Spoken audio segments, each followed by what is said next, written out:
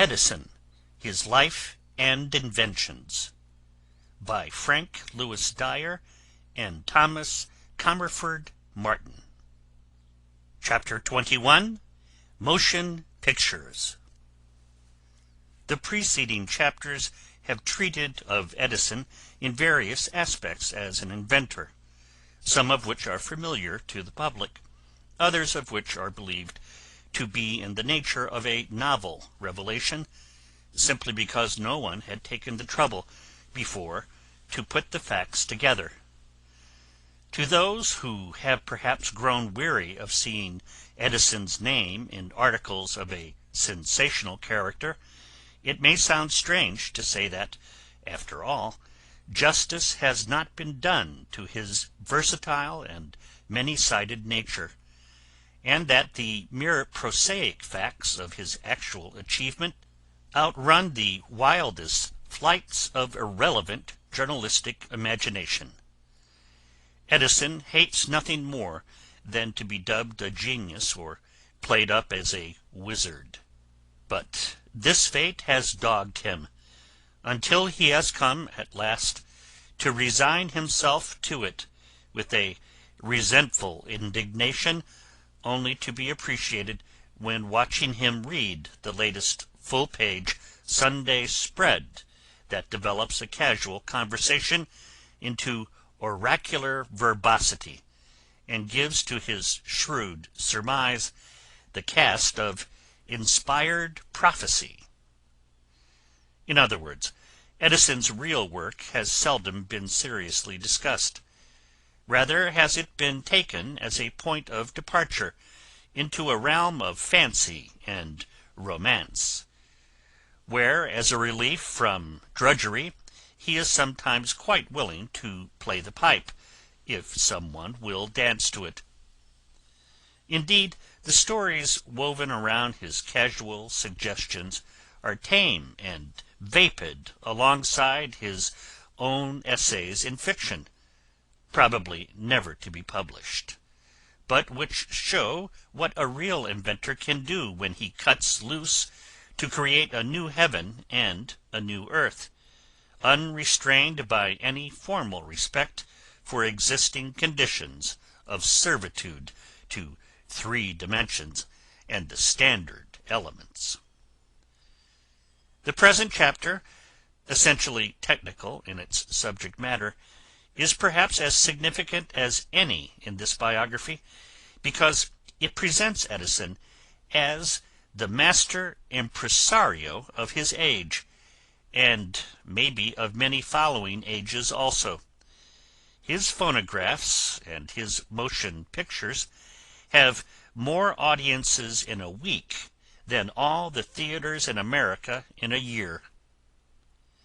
The Nickelodeon is the central fact in modern amusement, and Edison founded it.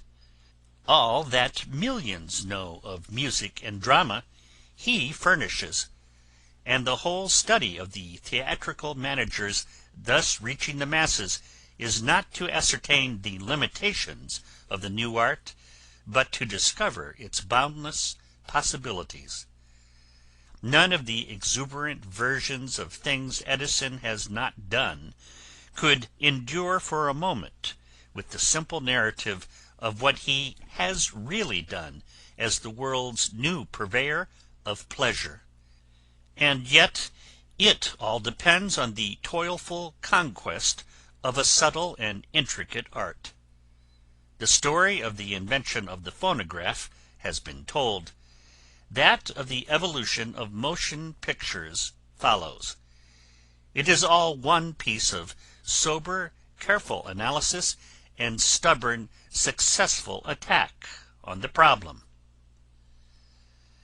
The possibility of making a record of animate movement and subsequently reproducing it was predicted long before the actual accomplishment.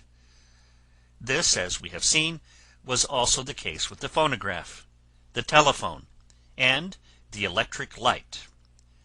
As to the phonograph, the prediction went only so far as the result. The apparent intricacy of the problem being so great that the means for accomplishing the desired end were seemingly beyond the grasp of the imagination or the mastery of invention. With the electric light and the telephone, the prediction included not only the result to be accomplished, but, in a rough and general way, the mechanism itself. That is to say, long before a single sound was intelligibly transmitted, it was recognized that such a thing might be done by causing a diaphragm, vibrated by original sounds, to communicate its movements to a distant diaphragm by a suitably controlled electric current. In the case of the electric light, the heating of a conductor to incandescence in a highly rarefied atmosphere was suggested as a scheme of illumination long before its actual accomplishment, and in fact before the production of a suitable generator for delivering electric current in a satisfactory and economical manner.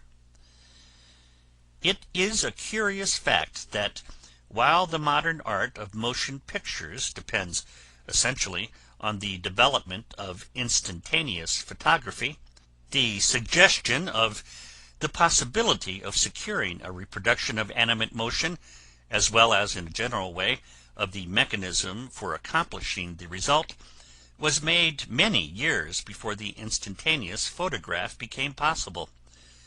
While the first motion picture was not actually produced until the summer of 1889, its real birth was almost a century later, when Plateau, in France, constructed an optical toy, to which the impressive name of phenakistoscope was applied, for producing an illusion of motion. This toy in turn was the forerunner of the zoetrope, or so-called wheel of life, which was introduced into this country about the year 1845. These devices were essentially toys, depending for their successful operation, as is the case with motion pictures, upon a physiological phenomenon known as persistence of vision.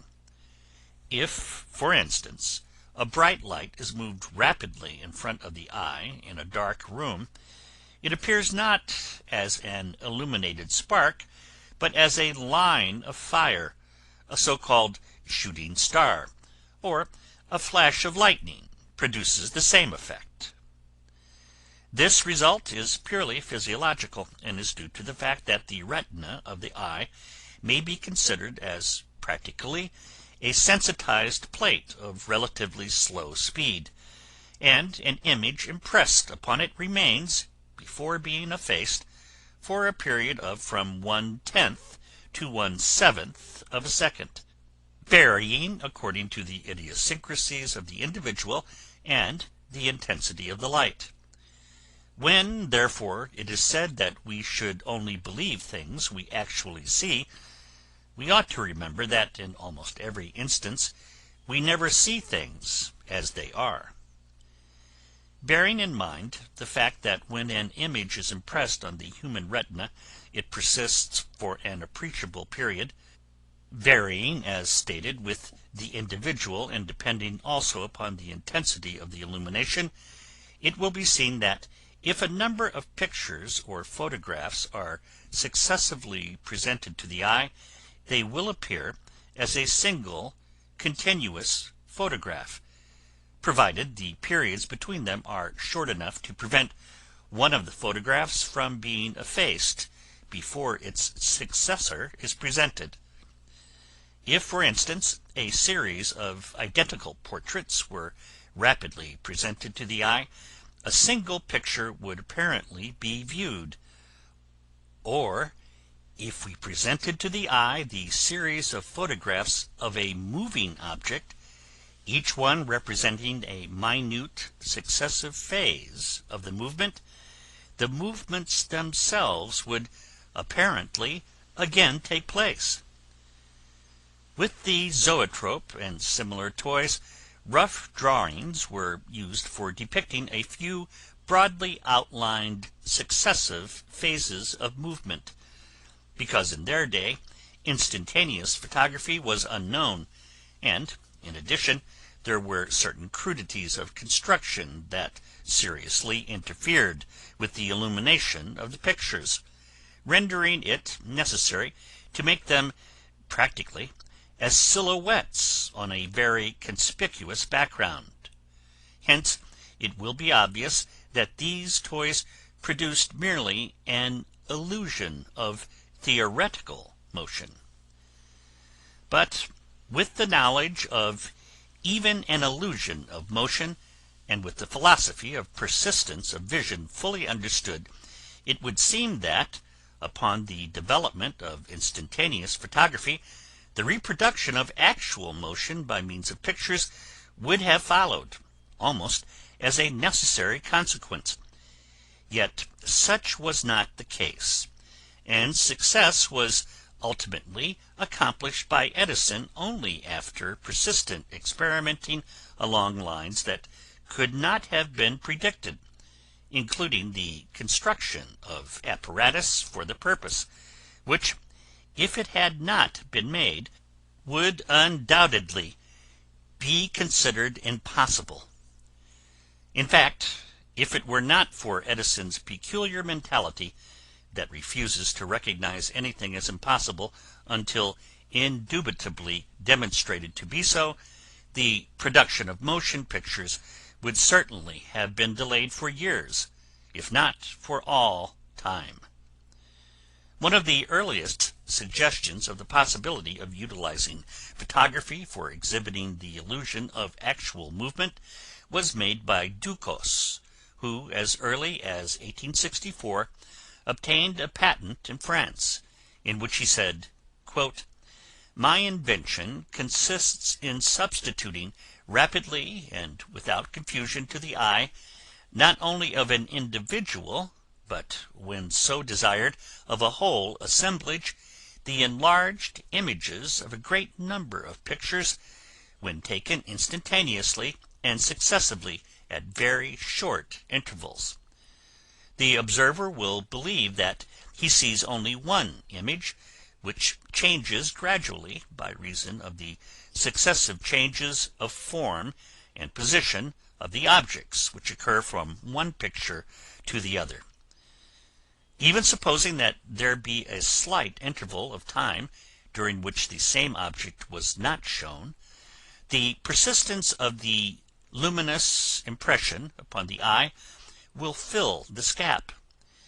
There will be, as it were, a living representation of nature, and the same scene will be reproduced upon the screen with the same degree of animation. By means of my apparatus, I am enabled especially to reproduce the passing of a procession, a review of military maneuvers, the movements of a battle, a public fete, a theatrical scene, the evolution of the dances of one or of several persons, the changing expression of countenance, or, if one desires, the grimaces of a human face, a marine view, the motion of waves, the passage of clouds in a stormy sky, particularly in a mountainous country, the eruption of a volcano." End of quote, etc. Other dreamers, contemporaries of Ducos, made similar suggestions. They recognized the scientific possibility of the problem, but they were irretrievably handicapped by the shortcomings of photography.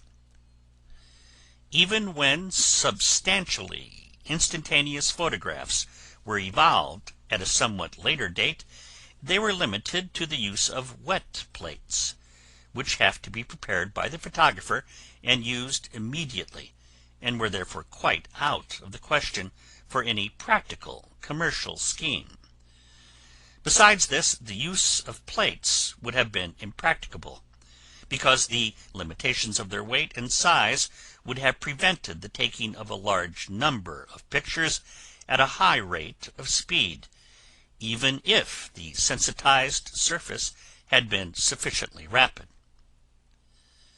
Nothing ever came of Ducos's suggestions, and those of the early dreamers in this essentially practical and commercial art, and their ideas have made no greater impress upon the final result than Jules Verne's Nautilus of our boyhood days has developed the modern submarine.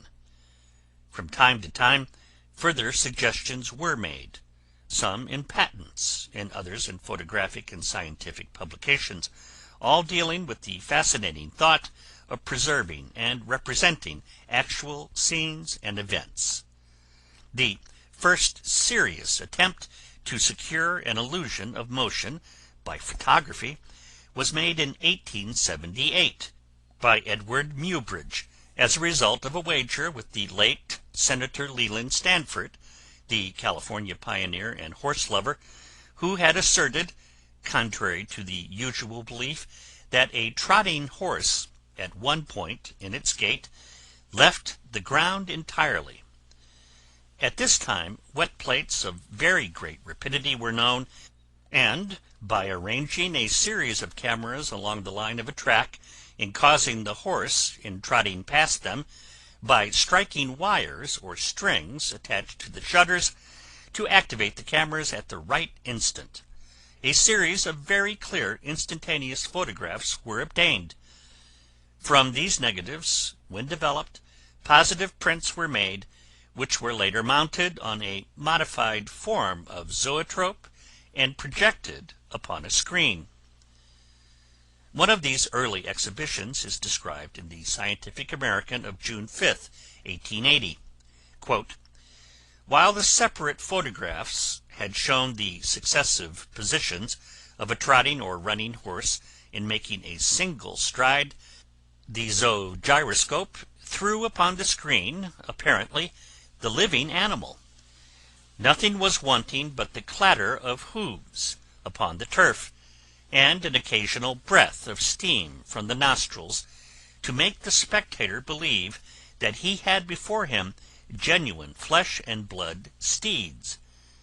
In the views of hurdle leaping, the simulation was still more admirable, even to the motion of the tail as the animal gathered for the jump, the raising of his head, all were there. Views of an ox trotting, a wild bull on the charge, greyhounds and deer running, and birds flying in mid-air were shown. Also, athletes in various positions." Close quote. It must not be assumed from this statement that even as late as the work of Muybridge anything like a true illusion of movement had been obtained, because such was not the case. Muybridge secured only one cycle of movement, because a separate camera had to be used for each photograph, and consequently each cycle was reproduced over and over again. To have made photographs of a trotting horse for 1 minute at the moderate rate of 12 per second would have required, under the Muybridge scheme, 720 separate cameras, whereas with the modern art only a single camera is used.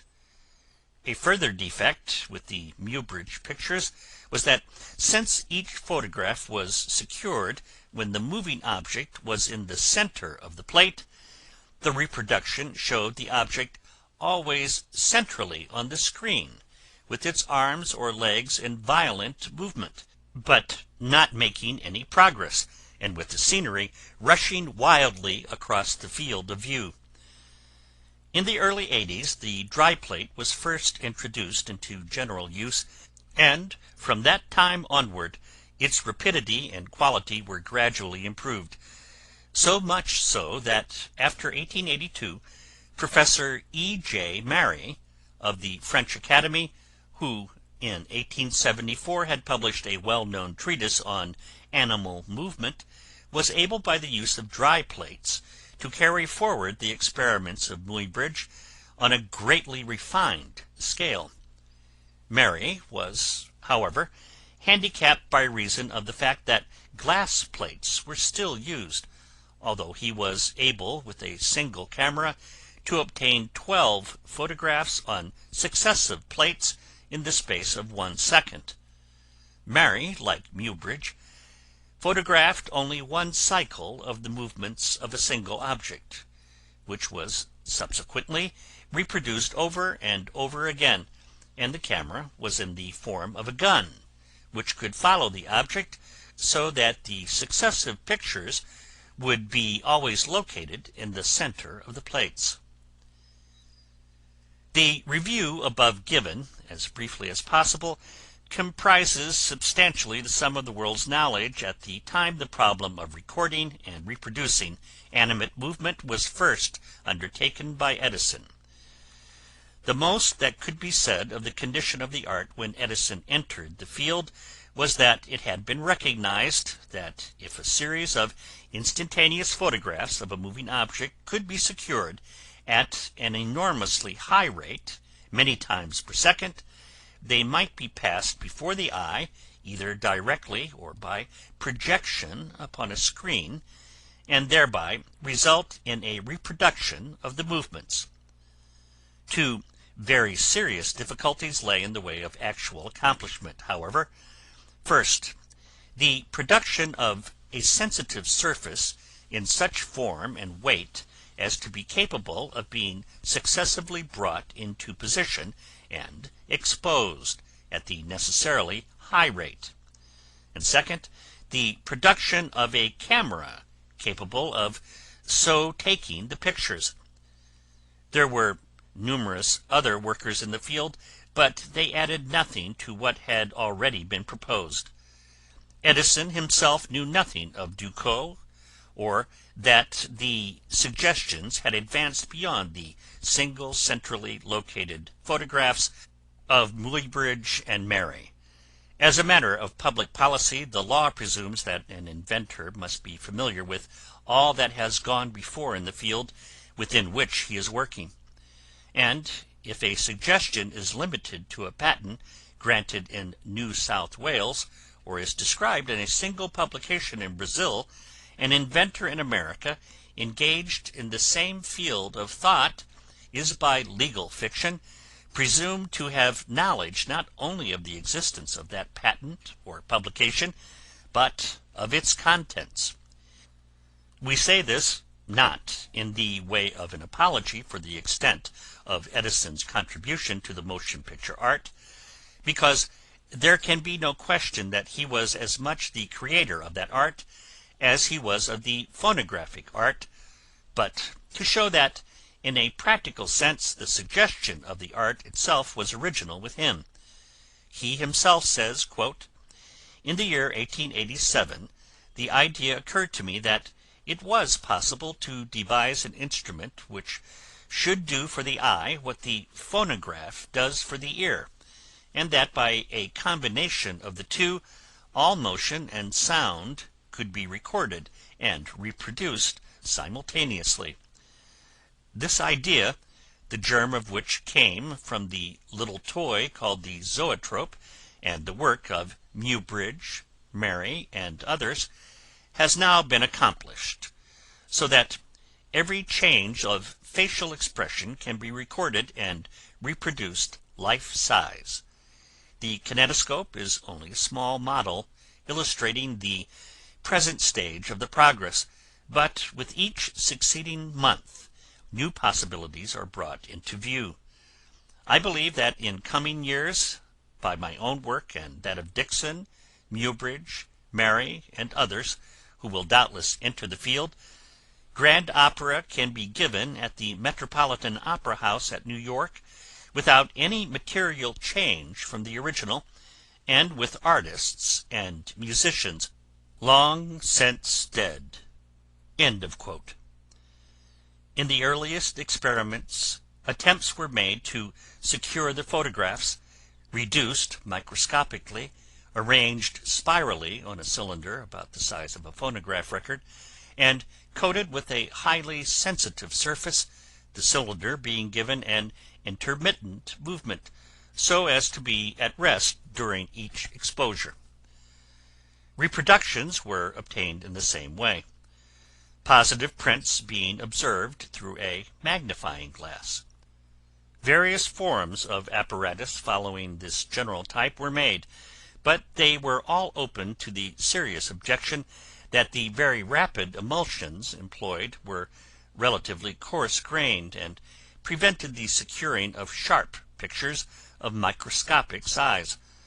On the other hand, the enlarging of the apparatus to permit larger pictures to be obtained would present too much weight to be stopped and started with the requisite rapidity. In these early experiments, however, it was recognized that to secure proper results, a single camera should be used, so that the objects might move across its field just as they move across the field of the human eye. And the important fact was also observed that the rate at which persistence of vision took place represented the minimum speed at which the pictures should be obtained. If, for instance, 5 pictures per second were taken, half of the time being occupied in exposure and the other half in moving the exposed portion of the film out of the field of the lens and bringing a new portion into its place, and the same ratio is observed in exhibiting the pictures, the interval of time between successive pictures would be 1/10 of a second, and for a normal eye such an exhibition would present a substantially continuous photograph. If the angular movement of the object across the field is very slow, as for instance a distant vessel, the successive positions of the object are so nearly coincident that when reproduced before the eye, an impression of smooth, continuous movement is secured.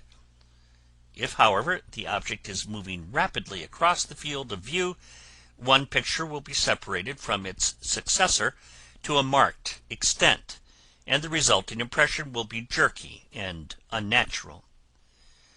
Recognizing this fact, Edison always sought for a very high speed, so as to give smooth and natural reproductions, and even with his experimental apparatus, obtained upward of 48 pictures per second, whereas in practice, at the present time, the accepted rate varies between 20 and 30 per second. In the efforts of the present day to economize space by using a minimum length of film, pictures are frequently taken at too slow a rate, and the reproductions are therefore often objectionable by reason of more or less jerkiness.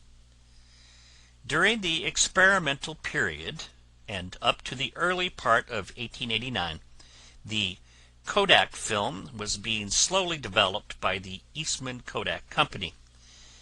Edison perceived in this product the solution of the problem on which he had been working, because the film presented a very light body of tough material on which relatively large photographs could be taken at rapid intervals.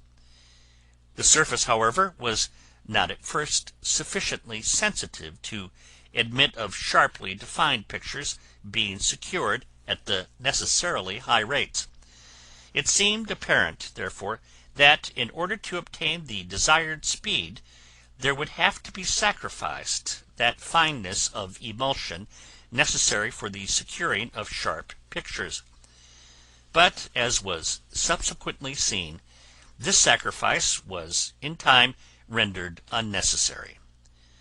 Much credit is due the Eastman experts, stimulated and encouraged by Edison, but independently of him, for the production at last of a highly sensitive, fine-grained emulsion presenting the highly sensitized surface that Edison sought. Having at last obtained, apparently, the proper material upon which to secure the photographs, the problem then remained to devise an apparatus by means of which from 20 to 40 pictures per second could be taken, the film being stationary during the exposure, and upon the closing of the shutter being moved to present a fresh surface. In connection with this problem, it is interesting to note that This question of high speed was apparently regarded by all Edison's predecessors as the crucial point. Ducos, for example, expended a great deal of useless ingenuity in devising a camera by means of which a tape-line film could receive the photographs, while being in continuous movement, necessitating the use of a series of moving lenses. Another experimenter, Dumont, made use of a single large plate and a great number of lenses, which were successively exposed. Muybridge, as we have seen, used a series of cameras, one for each plate. Marey was limited to very few photographs, because the entire surface had to be stopped and started in connection with each exposure. After the accomplishment of the fact, it would seem to be the obvious thing to use a single lens and move the sensitized film with respect to it, intermittently bringing the surface to rest, then exposing it, then cutting off the light and moving the surface to a fresh position. But who, other than Edison, would assume that such a device could be made to repeat these movements over and over again at the rate of 20 to 40 per second? Users of Kodaks and other forms of film cameras will appreciate, perhaps better than others, the difficulties of the problem, because in their work, after an exposure, they have to advance the film forward painfully to the extent of the next picture, before another exposure can take place. These operations permitting of speeds of but a few pictures per minute at best. Edison's solution of the problem involved the production of a Kodak in which from 20 to 40 pictures should be taken in each second, and with such fineness of adjustment that each should exactly coincide with its predecessors, even when subjected to the test of enlargement by projection. This, however, was finally accomplished, and in the summer of 1889 the first modern motion picture camera was made. More than this, the mechanism for operating the film was so constructed that the movement of the film took place in 1/10 of the time required for the exposure, giving the film an opportunity to come to rest prior to the opening of the shutter. From that day to this, the Edison camera has been the accepted standard for securing pictures of objects in motion, and such changes as have been made in it have been purely in the nature of detailed mechanical refinements. The earliest form of exhibiting apparatus, known as the kinetoscope, was a machine in which a positive print from the negative obtained in the camera was exhibited directly to the eye through a peephole. But in 1895 the films were applied to modified forms of magic lanterns, by which the images are projected upon a screen.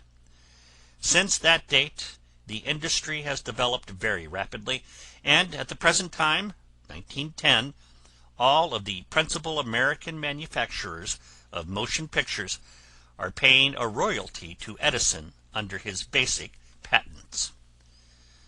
From the early days of pictures representing simple movements, such as a man sneezing or a skirt dance, there has been a gradual evolution until now the pictures represent not only actual events in all their palpitating instantaneity, but highly developed dramas and scenarios enacted in large, well-equipped glass studios, and the result of infinite pains and expense of production. These pictures are exhibited in upward of 8,000 places of amusement in the United States, and are witnessed by millions of people each year. They constitute a cheap, clean form of amusement for many persons who cannot spare the money to go to the ordinary theaters, or they may be exhibited in towns that are too small to support a theater. More than this, they offer to the poor man an effective substitute for the saloon. Probably no invention ever made has afforded more pleasure and entertainment than the motion picture. Aside from the development of the motion picture as a spectacle, there has gone on an evolution in its use for educational purposes of wide range, which must not be overlooked. In fact, this form of utilization has been carried further in Europe than in this country, as a means of demonstration in the arts and sciences.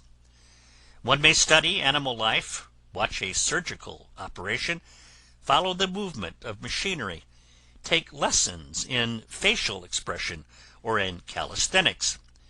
It seems a pity that in motion pictures should at last have been found the only competition that the ancient marionettes cannot withstand. But aside from the disappearance of those entertaining puppets, all else is gain in the creation of this new art. The work at the Edison laboratory in the development of the motion picture was, as usual, intense and concentrated, and as might be expected, many of the early experiments were quite primitive in their character, until command had been secured of relatively perfect apparatus. The subjects registered jerkily by the films were crude and amusing, such as of Fred Ott's sneeze, Carmencita dancing, Italians and their performing bears, fencing, trapeze stunts, horsemanship, blacksmithing, just simple movements without any attempt to portray the silent drama. One curious incident of this early study occurred when Jim Corbett was asked to box a few rounds in front of the camera, with a darken to be selected locally. This was agreed to, and a celebrated bruiser was brought over from Newark. When this sparring partner came to face Corbett in the imitation ring, he was so paralyzed with terror he could hardly move. It was just after Corbett had won one of his biggest battles as a prize fighter, and the dismay of his opponent was excusable. The boys at the laboratory still laugh consumedly when they tell about it. The first motion picture studio was dubbed by the staff the Black Maria. It was an unpretentious oblong wooden structure erected in the laboratory yard, and had a movable roof in the central part. This roof could be raised or lowered at will. The building was covered with black roofing paper, and was also painted black inside.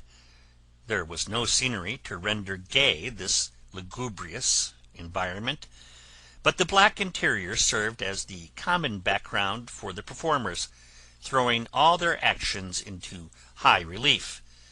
The whole structure was set on a pivot so that it could be swung around the sun, and the movable roof was opened so that the accentuating sunlight could stream in upon the actor, whose gesticulations were being caught by the camera. These beginnings and crudities are very remote from the elaborate and expensive paraphernalia and machinery with which the art is furnished today. At the present time, the studios in which motion pictures are taken are expensive and pretentious affairs. An immense building of glass, with all the properties and stage settings of a regular theater, is required. The Bronx Park studio of the Edison Company cost at least $100,000, while the well-known house of Pate Frere in France, one of Edison's licensees, makes use of no fewer than 7 of these glass theaters. All of the larger producers of pictures in this country and abroad employ regular stock companies of actors, men and women selected especially for their skill in pantomime, although, as most observers have perhaps suspected, In the actual taking of the pictures, the performers are required to carry on an animated and prepared dialogue with the same spirit and animation as on the regular stage. Before setting out on the preparation of a picture, the book is first written, known in the business as a scenario, giving a complete statement as to the scenery, drops, and background, and the sequence of events, divided into scenes as in an ordinary play. These are placed in the hands of a producer, corresponding to a stage director, generally an actor or theatrical man of experience, with a highly developed dramatic instinct. The various actors are selected, parts are assigned, and the scene painters are set to work on the production of the desired scenery. Before the photographing of a scene, a long series of rehearsals takes place, the incidents being gone over and over again until the actors are letter perfect. So persistent are the producers in the matter of rehearsals and the refining and elaboration of details that frequently a picture that may be actually photographed and reproduced in 15 minutes may require 2 or 3 weeks for its production. After the rehearsal of a scene has advanced sufficiently to suit the critical requirements of the producer, the cameraman is in requisition, and he is consulted as to the lighting so as to produce the required photographic effect. Preferably, of course, sunlight is used whenever possible, hence the glass studios. But on dark days, and when night work is necessary, artificial light of enormous candle power is used, either mercury arcs or ordinary arc lights of great size and number. Under all conditions, the light is properly screened and diffused to suit the critical eye of the cameraman. All being in readiness, the actual picture is taken, the actors going through their rehearsed parts, the producer standing out of the range of the camera and with a megaphone to his lips yelling out his instructions, imprecations, and approval, and the cameraman grinding at the crank of the camera and securing the pictures at the rate of 20 or more per second, making a faithful and permanent record of every movement and every change of facial expression. At the end of the scene, the negative is developed in the ordinary way, and is then ready for use in the printing of the positives for sale. When a further scene in the play takes place in the same setting, and without regard to its position in the plot, it is taken up, rehearsed, and photographed in the same way, and afterward all the scenes are cemented together in the proper sequence, and form the complete negative. Frequently, therefore, in the production of a motion picture play, the first and the last scene may be taken successively, the only thing necessary being, of course, that after all is done, the various scenes should be arranged in their proper order. The frames, having served their purpose, now go back to the scene painter for further use. All pictures are not taken in studios, because when light and weather permit and proper surroundings can be secured outside, scenes can best be obtained with natural scenery, city streets, woods, and fields. The great drawback to the taking of pictures out of doors, however, is the inevitable crowd, attracted by the novelty of the proceedings, which make the cameraman's life a torment by getting into the field of his instrument. The crowds are patient, however, and in one Edison picture, involving the blowing up of a bridge by the villain of the piece, and the substitution of a pontoon bridge by a company of engineers just in time to allow the heroine to pass over in her automobile, more than 1,000 people stood around for almost an entire day, waiting for the tedious rehearsals to end and the actual performance to begin. Frequently large bodies of men are used in pictures, such as troops of soldiers, and it is an open secret that for weeks the Boer War regularly equipped British and Boer armies confronted each other on the peaceful hills of Orange, New Jersey, ready to enact before the camera the stirring events told by the cable from the seat of hostilities. These conflicts were essentially harmless, except in one case during the Battle of Spion-Kopje, when General Cronje, in his efforts to fire a wooden cannon, inadvertently dropped his fuse into a large glass bottle containing gunpowder. The effect was certainly most dramatic, and created great enthusiasm among the many audiences which viewed the completed production. But the unfortunate general, who is still an employee, was taken to the hospital, and even now, 12 years afterward, he says with a grin that whenever he has a moment of leisure, he takes the time to pick a few pieces of glass from his person.